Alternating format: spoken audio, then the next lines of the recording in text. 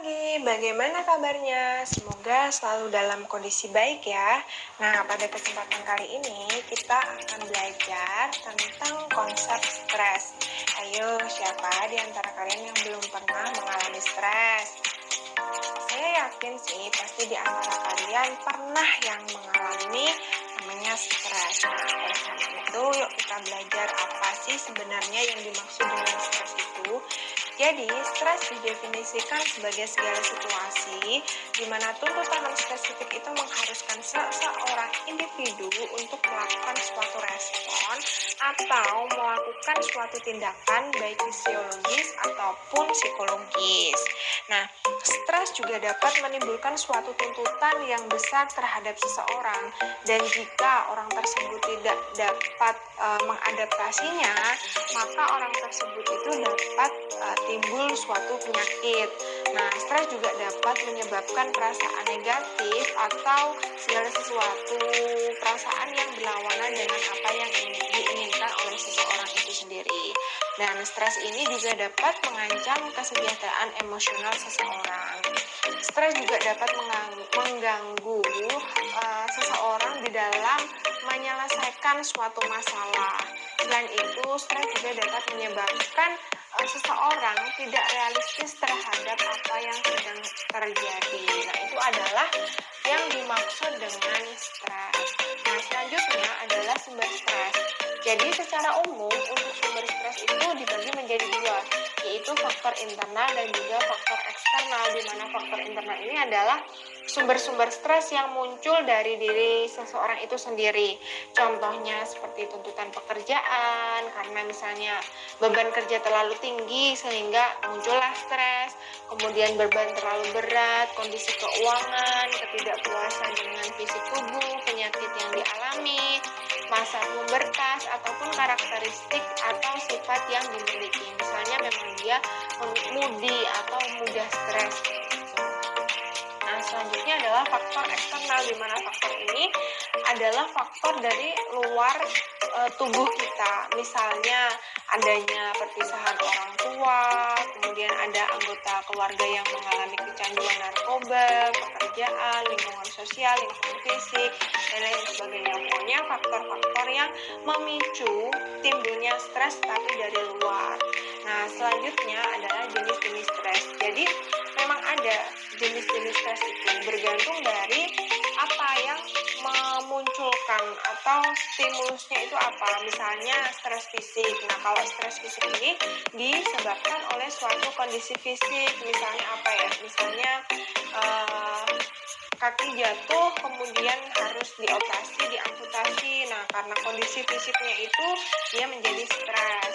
Nah, kemudian ada juga stres kimiawi. Nah, stres kimiawi ini biasanya disebabkan oleh pengaruh-pengaruh senyawa kimia yang terdapat dalam obat, zat beracun, asam, basa, ataupun faktor hormon. Misalnya kalau faktor hormon itu lebih cenderung ke wanita ya. Misalnya ketika dia ingin menstruasi biasanya kan terjadi fluktuasi hormon. Nah, biasanya itu akan muncul stres-stres tersebut. Nah, kemudian stres juga bisa dari stres mikrobiologi, yaitu stres yang biasanya disebabkan oleh adanya kuman, virus, bakteri, dan juga parasit. Nah, selain itu, stres juga dapat berasal dari stres proses tumbuh kembang. Nah, karena suatu proses tumbuh kembang seseorang itu kadang dari fase ke fase itu mengalami stres. Misalnya dari fase anak ke fase pubertas, karena ketidaksiapan si anak ini dalam beralih fase biasanya juga menimbulkan stres. Nah, kemudian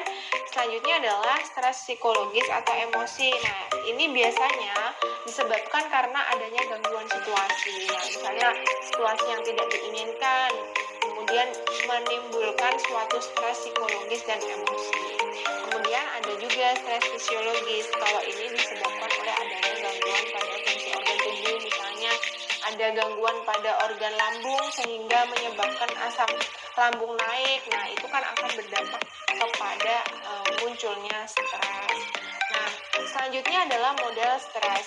Nah, untuk model ini ada beberapa, di antaranya adalah model berdasarkan respon. Jadi, model ini menjelaskan respon atau pola respon tertentu yang dapat diidentifikasi. Jadi, stresnya itu dapat diidentifikasi karena A, B, C, D, E dan lain sebagainya.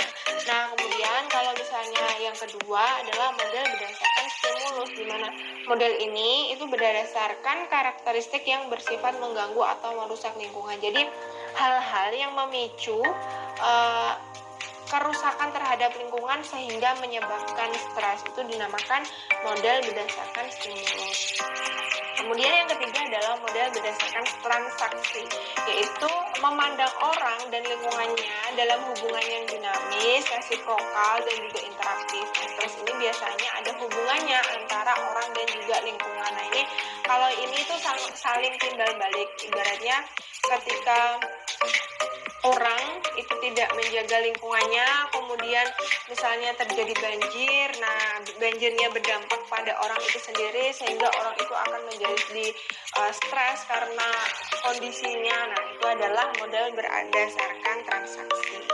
Nah selanjutnya adalah faktor-faktor yang mempengaruhi respon terhadap stresor dan juga stres itu sendiri. Nah itu tuh ada beberapa hal yang menyebabkan atau mempengaruhi respon stres kita. Yang pertama adalah sifat stresor. Apa yang dimaksud sifat stresor? Yaitu biasanya sifat stresor ini dapat berubah secara tiba-tiba atau berangsur-angsur dan dapat mempengaruhi terhadap respon seseorang dalam menghadapi stres. Nah, biasanya ini tergantung dari mekanisme yang dimiliki oleh seseorang itu sendiri. Misalnya sama-sama diberikan suatu stresor nih, tetapi si A memiliki tingkat atau memiliki mekanisme coping yang baik, sedangkan si B tidak memiliki mekanisme coping yang baik, sehingga ketika sama-sama diberikan stresor, mungkin si A itu lebih adaptif terhadap stresor yang muncul ketimbang si B. Nah, itu adalah sifat stresor. Jadi tergantung mekanisme seseorang tersebut. Kemudian durasi stres. Ini maksudnya adalah apabila stresor yang dimiliki lebih lama, maka respon juga akan lebih lama dan tentunya akan mempengaruhi fungsi tubuh. Nah, jadi misalnya nih penyebab stres itu tuh muncul berkali-kali dan waktunya lama, itu ketika tidak memiliki coping, maka stres itu akan terus-menerus dirasakan oleh seseorang tersebut. Nah, lama-kelamaan nih, stres ini akan mengganggu fungsi tubuh, misalnya jadi lemah, kemudian sering pusing, dan lain sebagainya. Kemudian yang selanjutnya adalah jumlah stresor. Nah, ini juga mempengaruhi atau merupakan suatu faktor yang menyebabkan munculnya stresor, yaitu semakin banyak stresor yang dialami oleh seseorang, maka makin besar juga dampaknya terhadap fungsi tubuh. Ya pasti ya, semakin banyak jumlah stresor yang diberikan kepada tubuh kita, dan apabila kita tidak bisa mengkompensasinya, ya pasti organ-organ yang terkena itu ya banyak gitu, bukan hanya lambung, mungkin nanti bisa jantung, kemudian otak, kemudian pernafasan, dan lain sebagainya. Nah, selanjutnya yaitu pengalaman masa lalu. Nah, ini juga berpengaruh ya. Karena apa? Karena pengalaman ini yang akan memberikan respon terhadap stresor yang kita peroleh. Jadi semakin banyak pengalaman stresor di masa lalu, apabila seseorang itu bisa mengcopingnya, maka dia akan lebih adaptif terhadap stresor yang akan datang terhadapnya. Nah, kemudian selanjutnya yaitu tipe kepribadian. Nah, ini kalau tipe kepribadian seseorang ini juga diyakini dapat mempengaruhi respon terhadap suatu stresor. Kalau misalnya tipenya seseorang itu A, misalnya adalah pendiam, kemudian menerima, kemudian mudah beradaptasi. Nah, ketika dia memperoleh suatu stresor, ya pasti dia akan lebih cepat adaptif dibandingkan seorang B yang misalnya dia gampang marah, memiliki sensitivitas yang tinggi, seperti itu. Jadi tipe kepribadian juga merupakan salah satu faktor yang bisa menyebabkan suatu stres. Itu itu tadi adalah faktor-faktornya. Nah, terus bagaimana sih penanganan stres itu sendiri?